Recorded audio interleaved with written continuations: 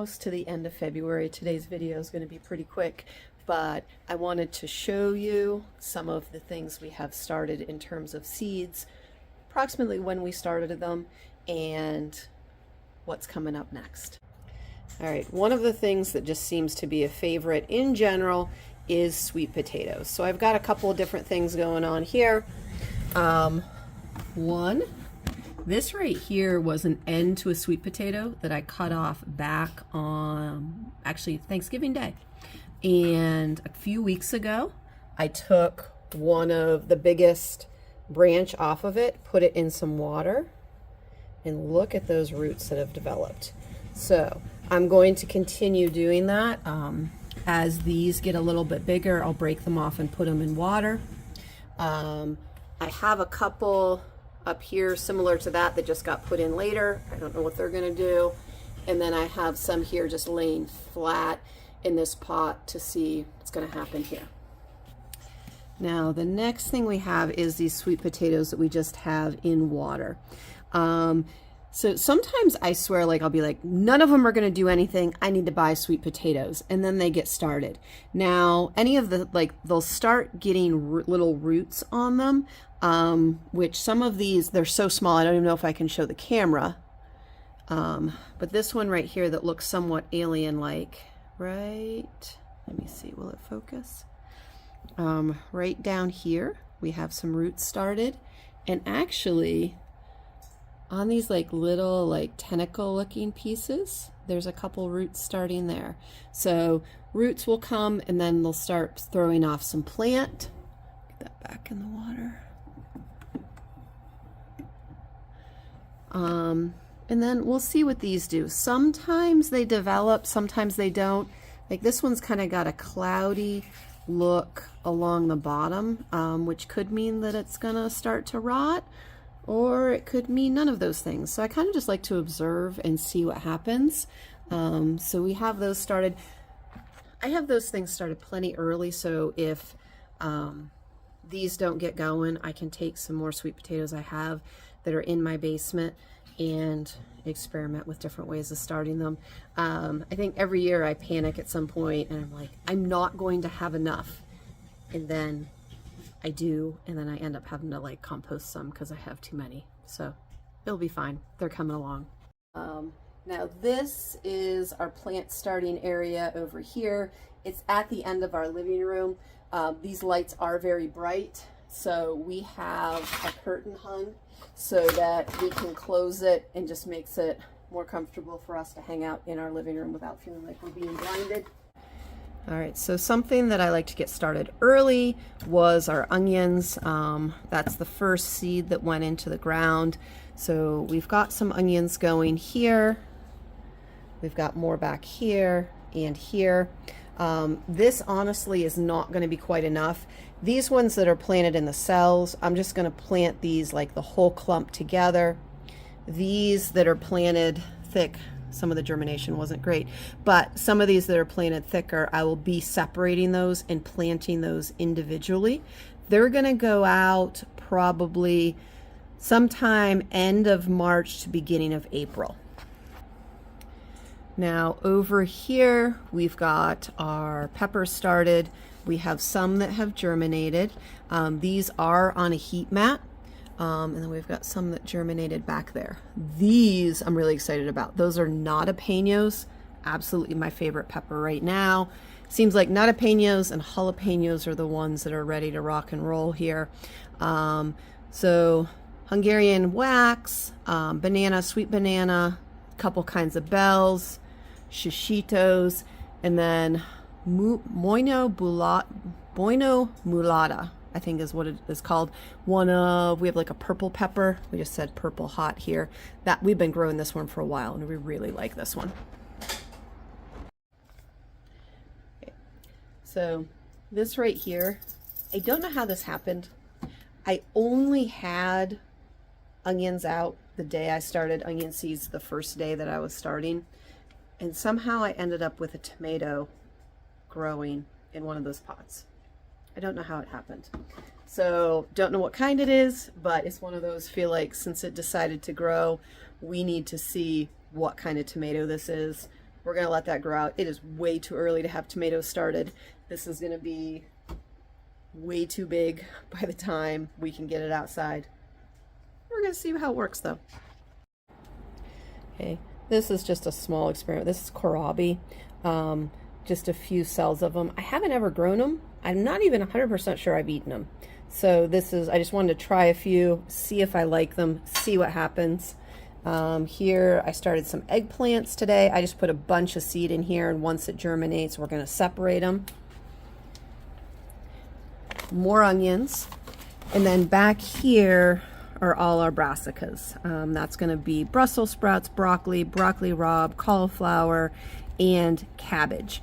Now, I was trying very, very hard this year to make sure I labeled everything because I have an issue with that. So I bought a bunch of labels, I labeled everything. And then when somebody who shall remain nameless gets bored during the day, she has come in here and taken my markers out and chewed them up. So it may be another year of, I wonder what I'm planting here today. We'll see. There's some shelves she can't reach, so hopefully, hi sir, hopefully we'll not lose the labels on everything. So the broccoli we started, or the brassicas we started a couple weeks ago, they're looking pretty good.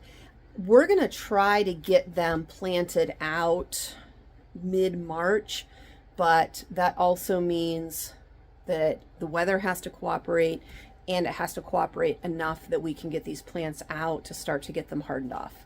So I'd like to get them out in the middle of March. There's a good chance that's not going to happen, and they're going to be later than that.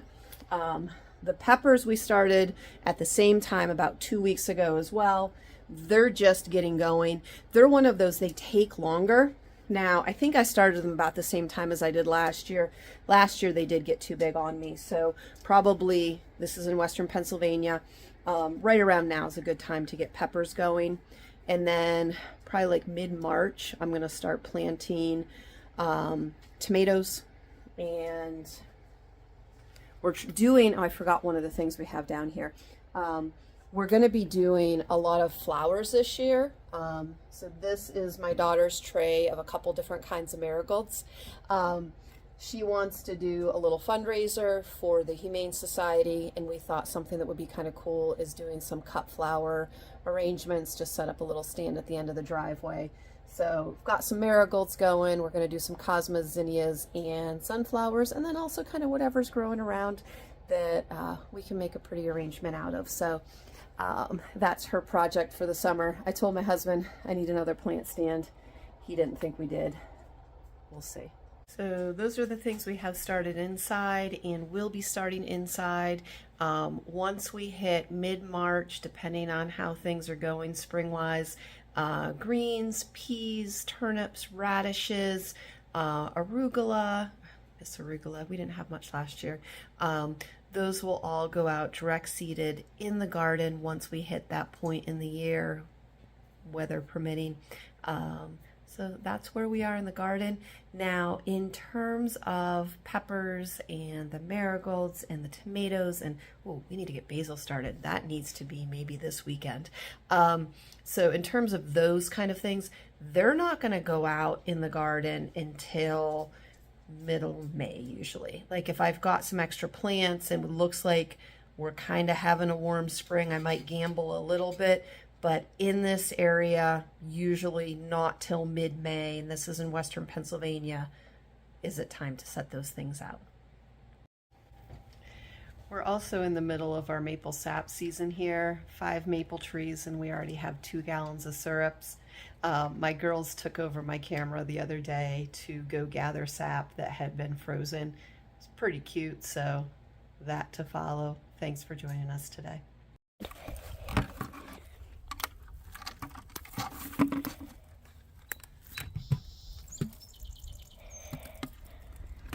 There's some ice in it.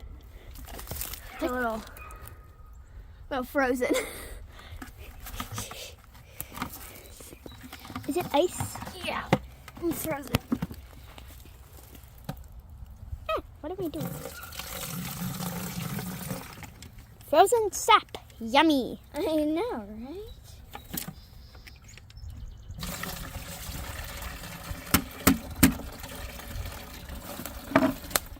We can get the non-ice chunk. It's just like chunk of ice. What's in there?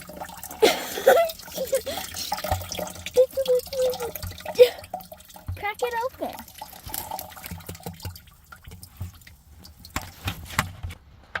Frozen ice. Frozen sap. Frozen sap. Oh, it's coming.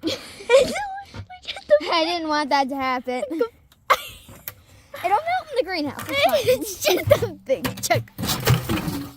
That's not what I wanted to do. Good. You know, that works too. It's just a big chunk of... Look at the chunk of ice. I mean, that's not what I wanted to do. Ice wasn't the initial goal. Oh, gee.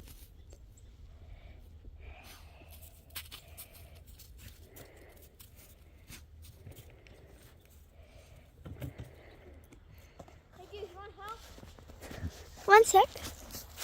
I'm filming the dog.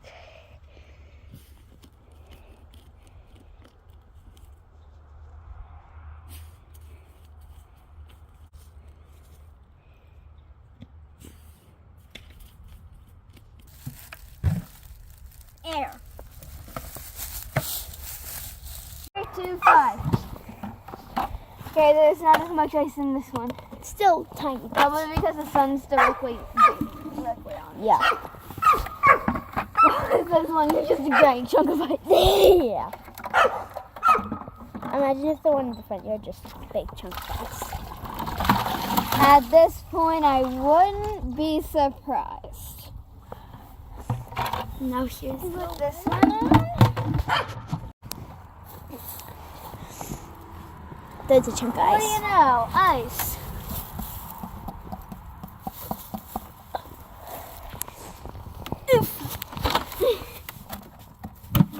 There's the ice. I mean, we can get some sap out of it. Boil it down. No, it'll probably melt in the greenhouse. Try not to get this chunk of ice this time. Maybe just get the sap and the ice is coming. The tube is blocking. I'm just going to try to get the tube out while taking the sap. Okay. That works too.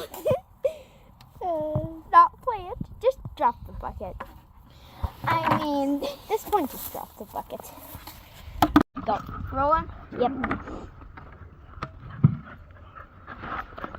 You pull the tube out. So you pull the tube out, one, put it back in. Oh, crazy idea. Where's the hole? There we go. I got it. There you go. Tiny bit of ice. Tiny bit, huh? Yeah.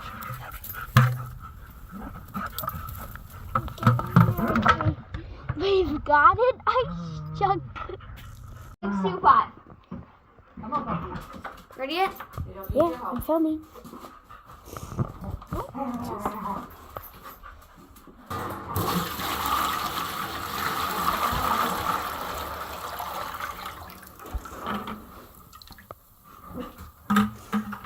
Look at all that